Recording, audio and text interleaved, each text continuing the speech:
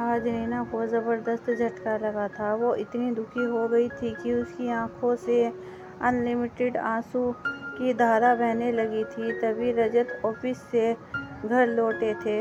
बिना उसकी ओर देखे अपनी धुन में बोले, आज बहुत थक गया हूँ, ज़रा मस्त कड़क अदरक की चाय तो पिलाओ। नीना अपने स्थान पर जड़गत बैठी रह गई थी। कोई प्रतिक्रिया न देखकर अपने जूते मोजे उतारते रजत ने उसकी ओर नज़र डाली। अरे यह क्या, तुम रो रही हो? फिर अम्मा से कुछ नोकझोंक हो गई है क्या?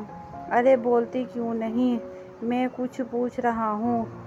मैं तुम दोनों की किचकिच से परेशान हो गया हूँ। आज अम्मा से आर या पार करना ही होगा। बहुत समझा चुका, पर वो तो कुछ समझने को तैयार ही नहीं होती हैं। वो बड़बड़ाते हुए उठने को था, तभी नीना ने झटके से उसका हाथ पकड़कर वहीं बैठा दिया। तेजी से बोली, बूढ़ी अम्मा को सबक सिखाने से पहले तुमको भी तो सबक सीखना पड़ेगा। इतनी बड़ी कंपनी के सीईओ हो, पर वैवाहिक अक्ल की तो बहुत कमी है। अपने ऊपर आरोप वो सह नहीं पाया। चिल्लाकर पूछ बैठा, यानी तुम कहना चाहती हो कि तुम्हारा और अम्मा का झगड़ा मेरे कारण होता है? नहीं जी, आप तो अम्मा को बराबर चुप रहने को बोलते रहते हो। वो उनको कितना बुरा लगता होगा, और उसका असर अपने सोनू पर भी पड़ता है।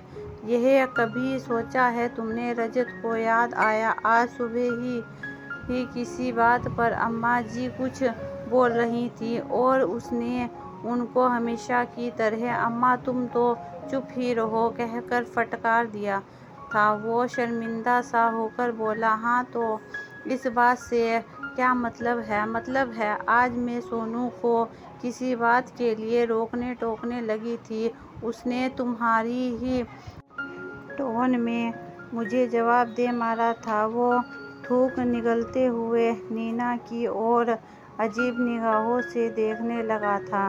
नीना ने डबडबाई आंखों से उसे घूरते हुए कहा था, आज उसने मुझे बोल दिया। मम्मी अब तुम तो चुप ही रहा करो।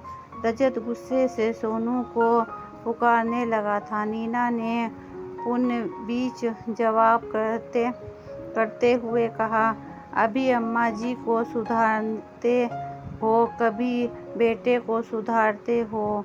सबसे पहले खुद को तो सुधार लो, क्योंकि जीवन के संदेश सबसे पहले घर से ही मिलते हैं।